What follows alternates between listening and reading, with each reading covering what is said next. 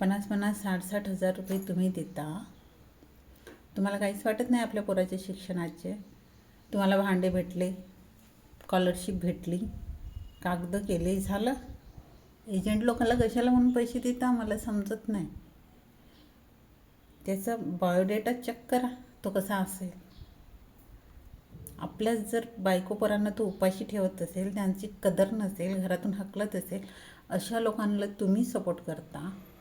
तो निर्दयी माणूस आहे. आपल्याच परिवाराला तो उघड्यावर पाडायचा प्रयत्न करते, पण तो माणूस एक विसरतो, बाई कधी उघडी पडत नाही.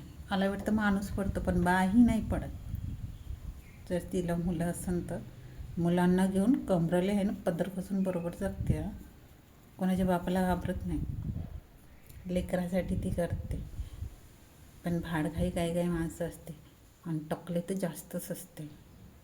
आणि येस नावाची तर असते. आता बाकीच्या येस नावांना नाही म्हणत, संजय नावाची असते हरामखोर. सर्व संजय नावाला मला नाही माहीत बाकीचे, पण जे माझ्या नजरेत आहे त्यांच्याविषयी सांगते. जे माझ्यावर वितले आहेत तेच बोलते मी, दुसऱ्यांचं नाही सांगत.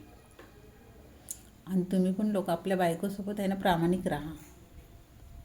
तीच तुमचा आधार असते. मुलं ही तुमचे आत्ताचे म्हातारपणाचा आधार असते.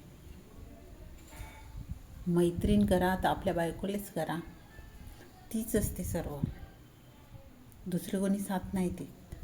पण काही भाडघाई असते ना, ते असे संजय मेश्रामसारखे होते, तसले बनू नका. नाही तुम्ही म्हणाल ही बाई खूप बोलते, माझ्यावर बितली म्हणून बोलते. बाकीच्यांना मी टार्गेट नाही करत. ज्यांना मी पाहिलं त्यांनाच करते. आणि या संजय मेश्राम आणले तर पहिलं करते. नालायक हरामी